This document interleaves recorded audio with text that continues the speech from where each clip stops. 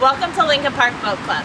Today we're going to go through some of the basics on how to handle a single, including getting out oars, getting out your boat, launching, and docking. Let's get started. First, get out a pair of oars and take them down to the dock. The side that's closer to the door is the club oars. Take them down to the dock and put them on the north end, parallel to the dock, just out of the way while you go and get your boat.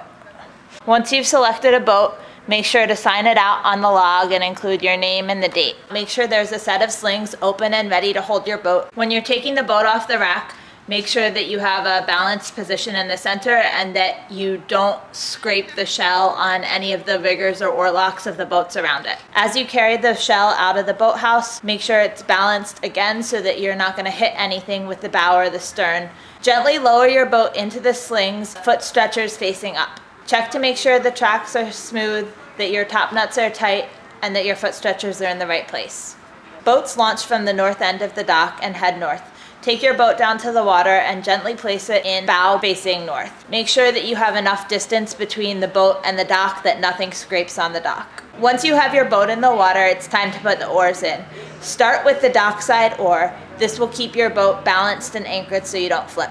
After you have the dockside oar in place and locked into the oarlock, put the waterside oar in, but don't push it out yet. When both oars are secured in the oarlocks, push your waterside oar out with one hand holding both oars, put one foot into the boat and lower yourself gently onto the seat. Make sure you're using the other hand to hold the boat off the dock during this time. Use one hand to shove away from the dock, and if necessary, use your port oar to push yourself away from the dock.